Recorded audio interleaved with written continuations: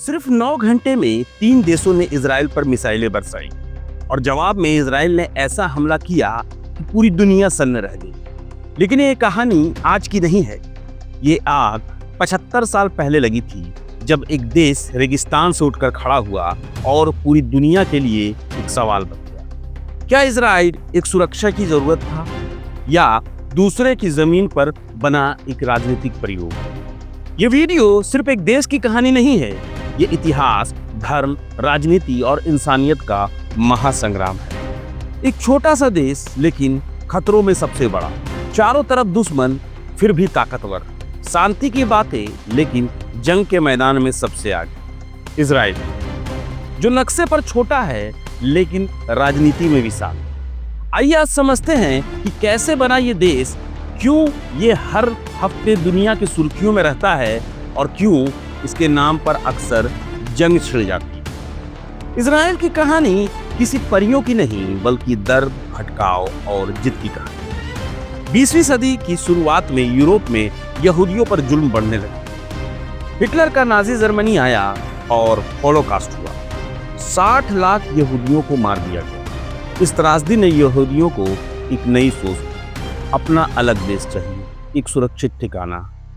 इस विचार को कहा गया जियोनिज्म और लक्ष्य था एक यहूदी राष्ट्र बनाना, उस जगह पर जिसे वो बाइबिलिकल लैंड कहते हैं, यानी कि फिलिस्तीन। दूसरी वर्ल्ड वार के बाद ब्रिटेन के कब्जे वाले पैलेस्टाइन इलाके में यहूदियों का पलायन तेजी से हुआ।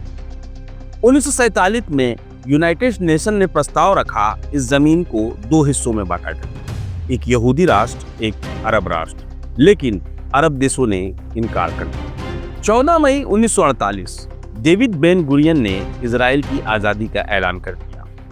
दूसरे ही दिन मिस्र, जॉर्डन, सीरिया, इराक और लेबनान ने हमला कर दिया। पहली अरब इजराइल जंग छिड़ी लेकिन इजराइल जीत गया।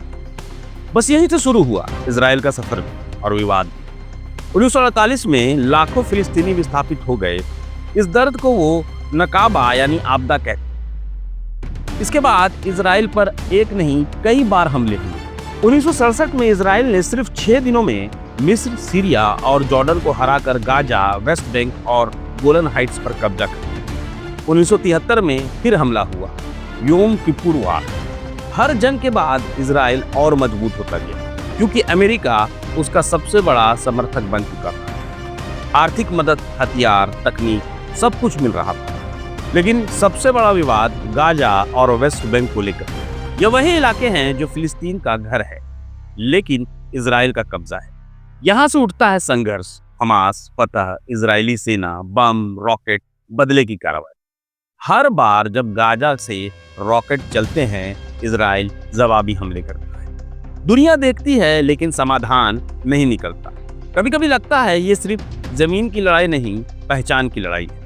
आज इजराइल एक टेक्नोलॉजी हब है। साइबर सिक्योरिटी, कृषि टेक्नोलॉजी, आर्टिफिशियल इंटेलिजेंस में दुनिया के टॉप देशों में गिना जाता है इजराइल। 10 लाख से भी कम आबादी से शुरू हुआ देश आज 1 करोड़ से ज्यादा लोगों का घर है। लेकिन देश जितना आगे बढ़ा उतना ही गहरा हुआ उसका राजनीतिक टकराव, खासकर ईरान के साथ। सीधा युद्ध तो नहीं हुआ लेकिन शैडो वार जारी था।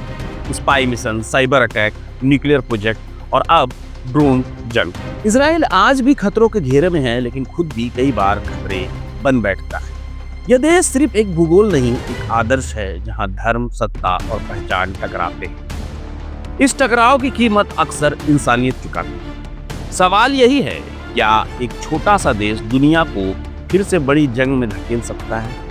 आपको क्या लगता है, इजराइल की ताकत उसकी टेक्नोलॉजी है या उसकी राजनीति? कमेंट सेक्शन में जरूर बताएं। और अगर आपको ये वीडियो पसंद आया हो तो इसे लाइक करें, शेयर करें, चैनल को भी सब्सक्राइब करें, जहां हम दुनिया की सबसे बड़ी कहानियों को खोलते हैं परत दर परत। मैं अभिषेक आनंद, फिलहाल इतना ही। जोहार।